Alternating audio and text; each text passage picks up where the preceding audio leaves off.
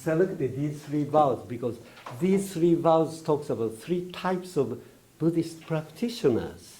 See, Buddhist practitioner. So Shinda says, oh, I was this kind of practitioner mentioned in 19th vow. See, and then I became this kind of practitioner that is mentioned in 20th vow. And finally, see, I moved to this type of birth, became this time. See, that's how he selected these three vows.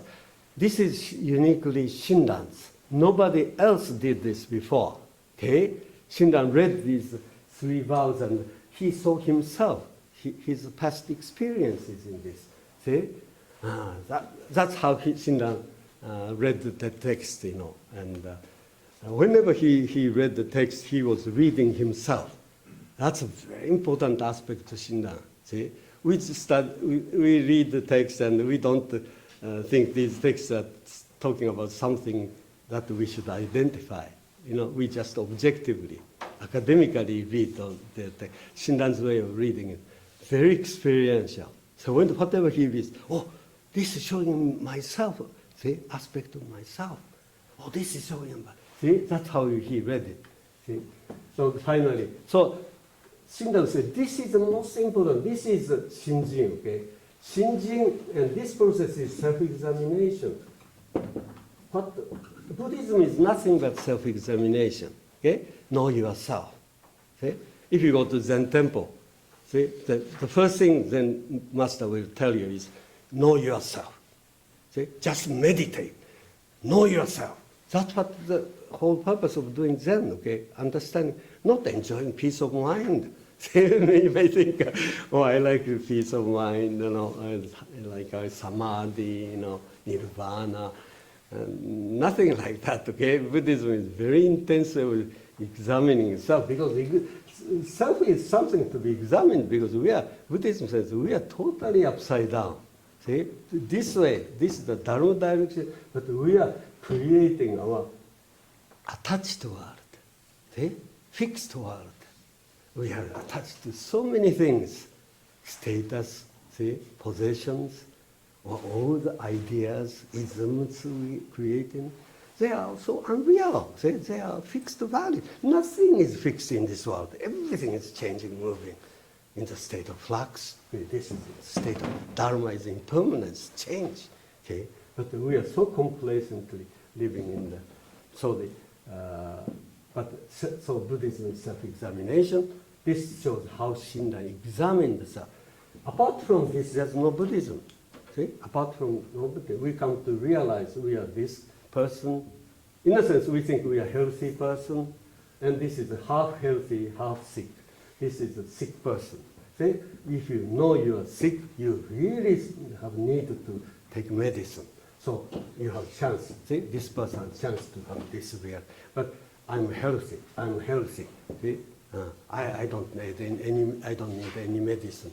No hospital necessary. You see, if I have some problem, I can cure it by myself. See? This total faith in the self, self-power. Who trusts this other power? If this have complete faith in self-power. See, this is the person of self-power. This is half self-power, half other power. Then other power. See, I'm totally sick. So I have to listen to the words of teachers. Medicine is necessary. Then this realized. See? Without the awareness that you are sick, how can do you take, why without that, why do you have to take medicine? See, only sick people need medicine. That's what Shakyamuni said. Dharma is a medicine, Shakyamuni said. Only sick people need it. So those who think they are healthy never need medicine. No need of Dharma for healthy people. Okay? That's 19th bar is a healthy person. See? Power of self-power person. So anyway, so these three transitions is this process, process that shows how Shindan examined himself. See? Gradually moved from healthy self to half healthy, half sick self. Okay? Then this was realized.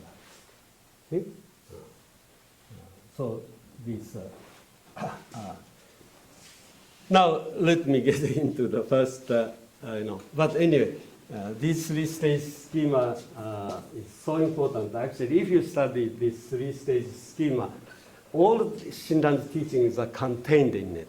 But today, we are focusing on these three types of Buddhists Shinran identified himself.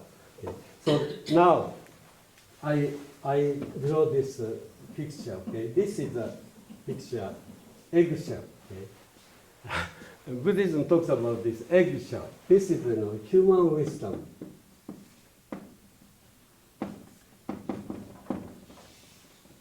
We are all, from the eyes of Buddha, we are all in this eggshell initially. See, it's a dualistic wisdom. Dualistic wisdom. Okay? So this is the example, one of the Shin teachers have, and this there's a chick here. Okay? Initially, it's, first stage is this something ambiguous. You don't know what. Then it gradually becomes head and body and this wing, okay, eye. See, so this is the second stage. Third stage is this full-fledged chick, okay, chick, and so this, and hear this voice from outside, mother bird, okay, and this calling and hearing, and these two powers picking from outside inside. Then this is broken. This is the third stage. Okay, so this teacher, have this example: first stage, second stage, third stage. This is talking about the 19th vow, 20th vow, 18th vow. Okay, so we are going to read these three vows. Okay, three vows, and talk about this process, three stages.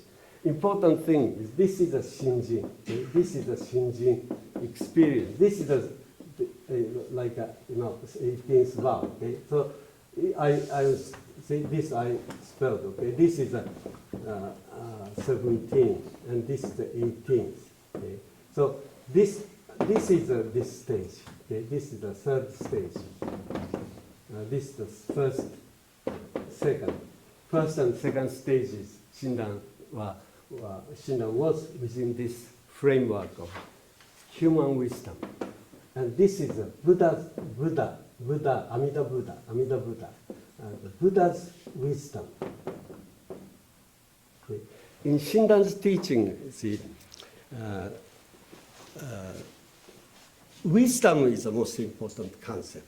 See, and there are two types of wisdom: human wisdom, dualistic wisdom.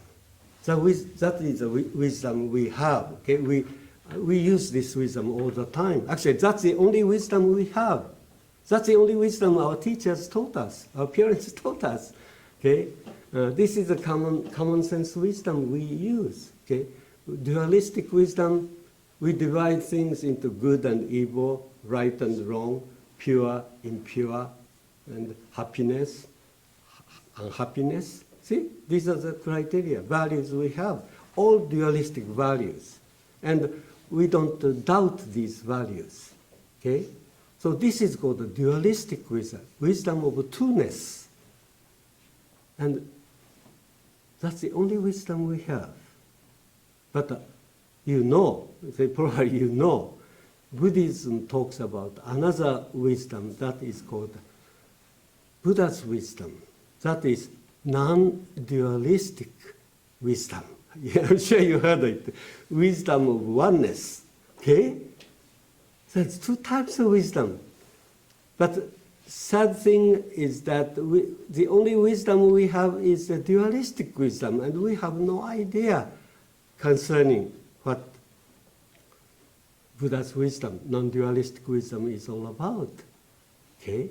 So that's the kind of core issue in Jodo Shinshu. See? So the Shinran say, I was studying Buddhism, but I was studying Buddhism, first type of Buddhism. Okay?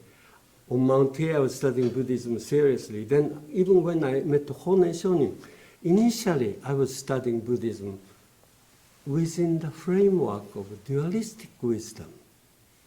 See, that human wisdom, dualistic wisdom was intact. But finally, through hearing the words of wisdom from the Buddha, being exposed to the wisdom of oneness, being exposed to the non-dualistic wisdom, I was liberated from this cocoon, eggshell of dualistic wisdom. That's what Shinran calls Shinjing experience. See? And for that Shinjing experience to take place, he had to listen to the words of the Buddha. That's what the tradition we've been talking about. See? He had to meet the teacher of wisdom. See? That Shinran has to listen to the words of non-dualistic wisdom, Buddha's wisdom.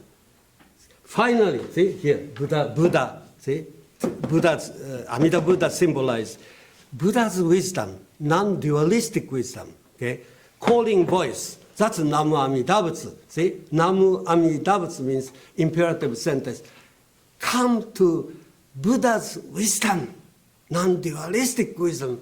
See, that's what it means, Namu Amida Butsu. See, Namu means take refuge or come to. Okay, imperative sense, Namu, do Namu. Okay, and to what? Amida Buddha. Shinran said, Amida Buddha is Buddha's wisdom, limitless light. See, Amida means limitless light. Limitless light means limitless wisdom, Buddha's wisdom. See? So here, he must keep hearing and hearing the meaning of Namu Amida Butsu, calling voice saying, see, come to Buddha's wisdom, non-dualistic wisdom.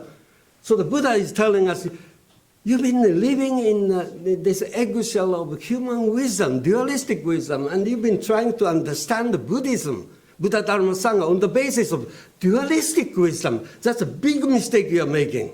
See, no way you can understand true Buddha Dharma Sangha through your dualistic wisdom. See?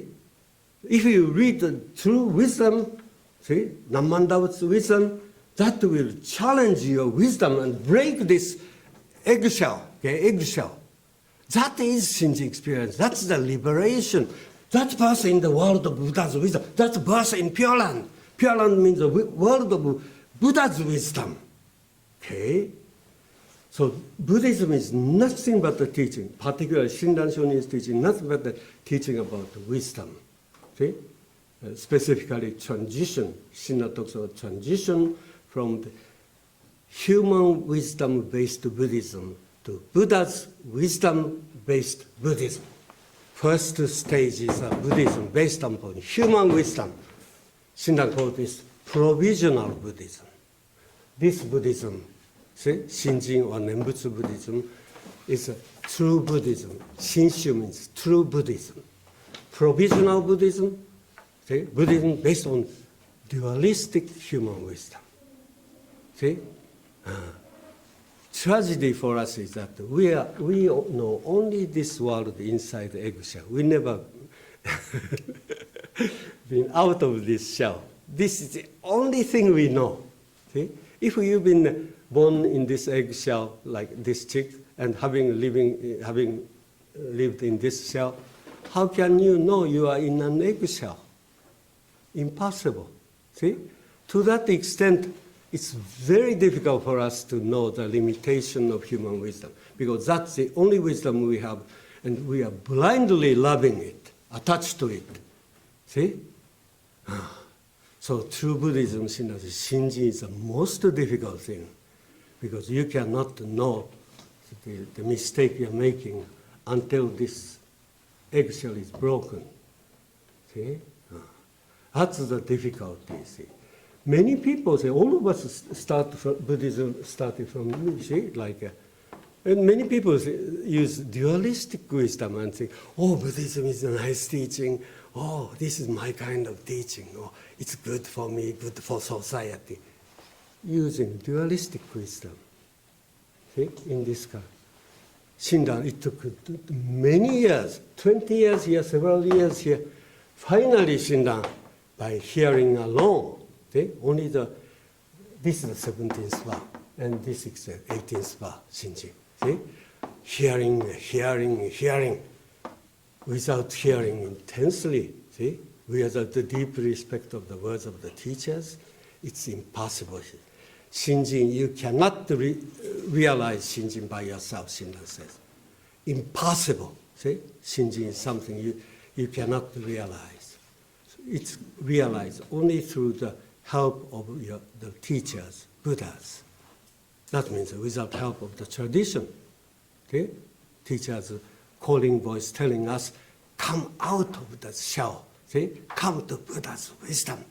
That we have to hear. Only those words can shatter this. See? This. See? Come to this direction. You are going wrong direction. Come to this direction. See? Words of the tradition. See? Finally, something within us awakened. That's right. I've been going wrong. This direction is wrong. Now I have to go this way. See? This Shinjing. Shinjing go this way. See? This. See? This is the 18th bar, 17th bar. See? Namman Dabut. This voice. Only this voice can awaken our desire here and here. See? Then finally this is broken. True Buddhism begins there. See? I've been studying Buddhism, Jodo Shinshu, probably, I don't know how many, at least 45 years. I encountered Shinran's teaching, I was 21 or 22. Okay, so more than 50 years I've been studying Jodo Shinshu. But it took a long time to understand what Shinran is talking about. Initially, first 10, 20 years, I thought I understood Shinran. But now I could say, all my ideas of Jodo Shinshu are wrong, because I will try to understand Jodo Shinshu in this context. See? Amida Buddha, my kind of Amida, Pure Land, my kind of Pure. See? Using dualistic. Good and evil. Pure Land is a pure place, and the Pure Land is a happy place. Is it? That's a misunderstanding. We are using criteria, happy, unhappy, pure, impure. These are dualistic. See, we are using our common sense dualistic idea of pure land. See, pure land, that place has no impurity. That's not true pure land. Happiness and happiness land, no more suffering there. It's not humanly conceived. Dualistically conceived pure. That's not pure. See? True Pure Land is a place where you can accept both suffering and happiness. Pluses and minuses are accepted. That's true Pure Land. See? Both purity and impurity are accepted as part of reality. See? Not running away from minus, not running away from suffering or impurity. That's humanly conceived Pure Land. But the true Pure Land, Dharmakara says, Dharmakara in the story says, I'm willingly go to the impure land. I will willingly go to the hellish world of suffering. I prefer that place to the pure place, happy place, because that's a place where I can deepen my understanding of Dharma. See, last verse in the Sambutsuge we chant, the Sambutsuge, we chant it commonly. Last verse, read it, meaning. See, what does he say? Even if I were to stay in the midst of hell or poison and suffering, I don't regret it. I will keep seeking the Dharma. See, he says, I will turn impure land into pure land. That's spirit of Pure Land. Okay? Nothing. Pure Land is not the place we want, like the place where we no longer have suffering. We can be happy there. That's a humanly wished for land, humanly conceived land. That's not true Pure Land. Shinran tells us, see, true Pure Land is a place where you can accept both pluses and minuses. See? See, so all of us using dualistic ideas misunderstand Buddhism initially, and we don't know even we are misunderstanding it initially. So, but that's why we have to listen, and we have to really break through this chapter. See? That Shinran Shonin says, Shinjing is the most difficult. People say practice is difficult, realization of Buddhahood is difficult. Shinran said, no, Shinjing is the most difficult. See? Shinjing is the most difficult. But anyway, well, it's... I kind of, page 2, okay? Since we don't have time, we don't read the vow, okay? 19th vow, okay? 19th vow. 19th vow is this is the stage, okay? Shinran Shonin, okay, was on Mount Hiei, okay? So this boat, okay, going upward or fishing, I was fish, two small fish, big fish here. See, so Shinran Shonin Buddhism here is Mount Hiei. This is 9 to 29. 20 years he was here. And these are blind passions. Okay, he had, and this is a Buddha nature. See, the pure mind. So here, this vow talks about person. He awakens. He vow says this person awakens this pure mind, the desire for Buddha, pure mind, and try to eliminate this. See, and this is called practice. And realize this Buddhahood. See, this is the Buddhahood. This all these minuses turning into plus. Okay? This is the ideal Buddhahood. That's what Shinran was doing on Mount Hiei. See? Try to eliminate blind passions. See? That's, in order to change himself, improve himself into this pure being, he had to have practice. See? So he was unhappy with his present condition because so many negative things here. But he could awaken this, see? Basis, pure mind. Then, trusting this, he practiced and eliminated. Kind of ethical way, see? Way of self-improvement. This is the kind of Buddhism we all have initially, see? And we don't like ourselves and we want to be a better self. So we project ideal of Buddhahood, future self, good and pure self. Okay? So to strive to become. Shinran tried so hard to realize that, 20 years. But finally he realized. The pure mind he thought he had was not so reliable. Okay? Appeared, disappeared, and he realized after 20 years, he realized that I haven't even eliminated one blind passion. See? The more I try to eliminate them, the more difficulty I feel. See? It's not easy, he realized. So he came down from this religious mountain. He was trying to climb up this Mount here, religious mountain. And when he was 29, he came down.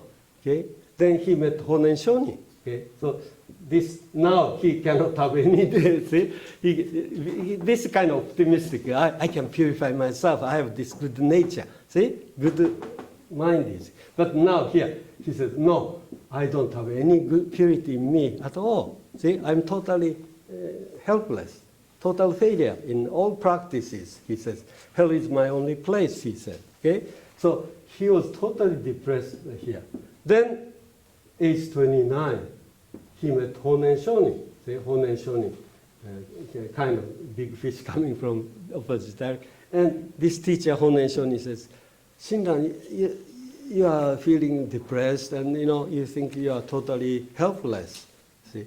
And Honen also said, Shinran, don't worry. You cannot find any purity in yourself. That's okay.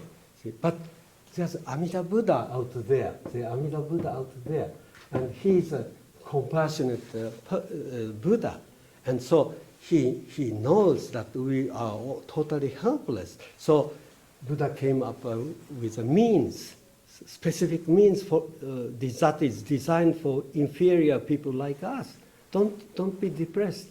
The Buddha gave us this Nembutsu practice, chanting name, saying Namandabutsu. If you perform this Nembutsu practice, chanting the name, there's no doubt you will attain birth in Pure Land after death. Okay? This is the teaching, Jodoshu teaching. Okay? That's not Jodo Shinshu, okay? See? Amida-san is like a divine savior, and the Pure Land is like a place like heaven. This is just like Christianity. See? Faith. You must have faith in Amida, faith in the Nembutsu practice. See? So you cannot improve yourself at all. Your whole being is impure, so full of blind passion, so long as you are alive. No change in you. But you can prepare yourself for the better world, better life after death. So look for this wonderful world after death. See? You cannot do this bodhisattva way. See? Start true beginning and true end. See?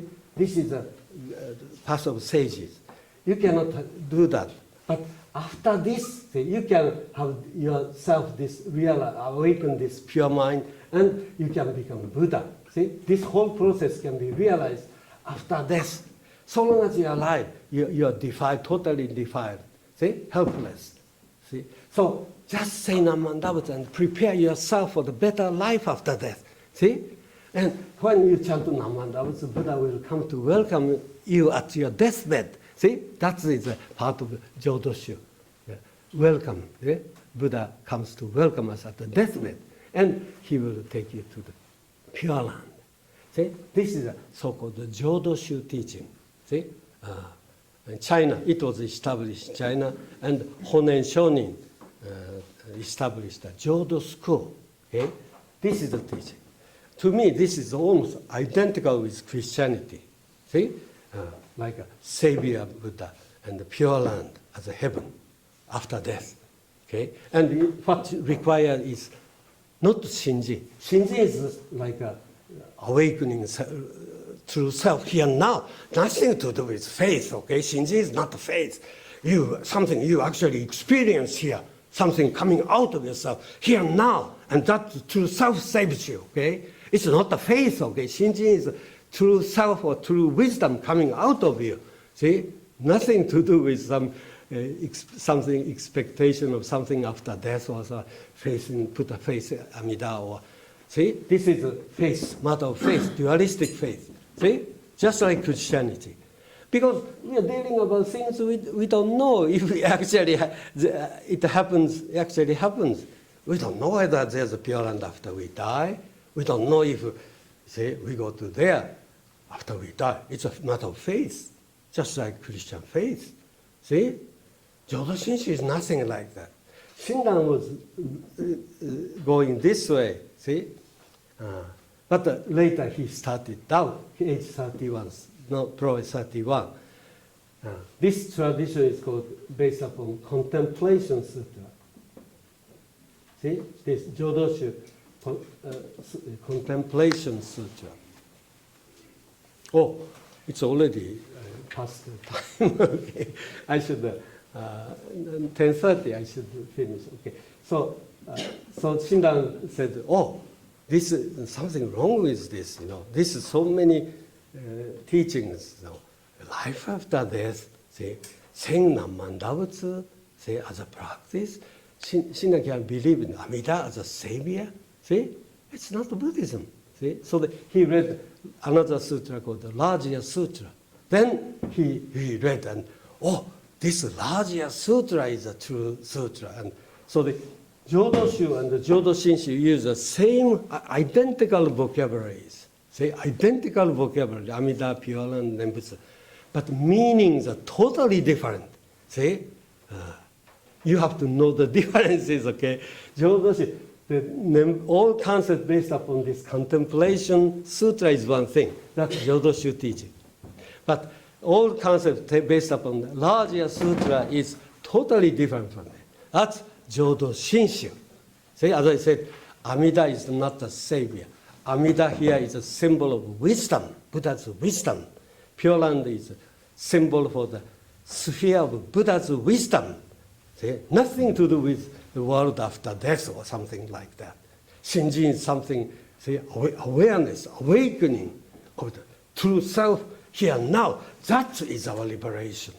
See, that was nothing to do with believing something that will happen after we die or something like that. See, so these two traditions use the identical concept. And many people in this country confuse these two traditions. Okay? Shinran's teaching. So some of you have been studying Jodo Shinshu. Maybe, just started to study Jodo Shinshu. Probably you have the impression Jodo Shinshu or Pure Land teaching sounds like Christian teachings. See? Because this is like Christian teaching. But Shinran had doubts, all kinds of doubts about Amida Buddha, Pure Land, Nembutsu, Shinjing here. That's why he moved from this tradition to this tradition based upon Larger Sutra. And Larger Sutra talked about importance 17th vow, 18th vow. Jodoshu tradition does not talk about the importance of 17th vow. See? So Honen does not talk about the importance. He just said 18th vow, 18th vow. So many teachers in this country are talking about this tradition, and many people think, Jodo Shinshu is this kind of teaching. See, this is the Larger Sutra teaching is 17, 18, 11. These three vows, particularly these two. See, words of teachers, hearing alone, not saying the name, okay? Not the practice, hearing, everybody can do it. See, hearing alone is good enough. That's Shinran says. But here, Nembutsu is a chanting practice. Okay, the more chanting, the better. See, that's tremendous. Nembutsu here is here. See? Only the teachers are saying Namman Daoji. Nembutsu does not exist here. See? The only thing that should exist here is hearing. Nembutsu is Dharma. See? 17th vow belongs to the sphere of Buddha and Dharma.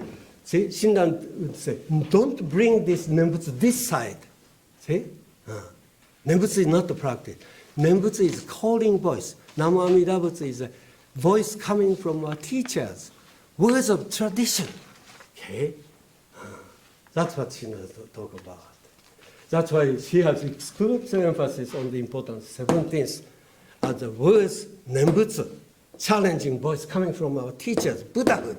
See? The only thing necessary is hearing and experiencing awake. That's Shinji. Hearing, awakening, that's Shinji. That's the only thing necessary for on our side. Nembutsu is not necessary this side. Okay?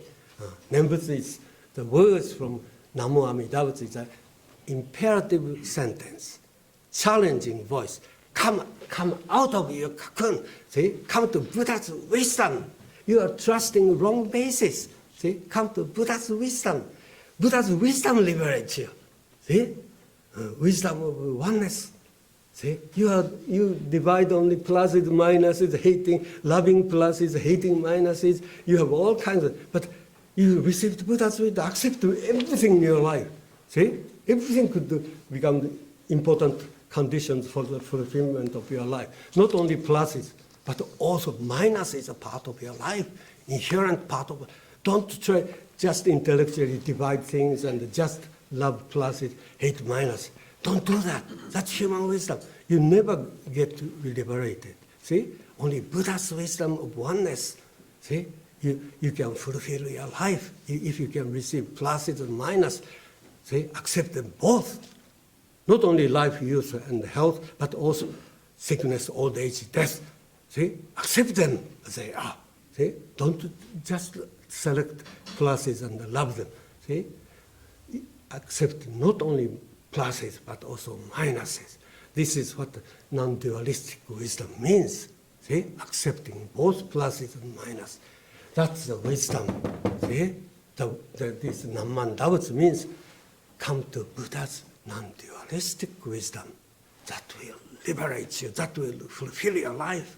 So long as you're cherishing human wisdom, hating minuses and pluses, then you end up with sickness, old age, death, and you hate sickness all day, or old age and death, your life will end up with minuses. See? Then your whole life will be meaningless, spent in vain. See? Accept everything. That's what the Buddha wisdom tell us. Okay. Oh, I went over time. So, it's about 15 minutes break. Okay. So.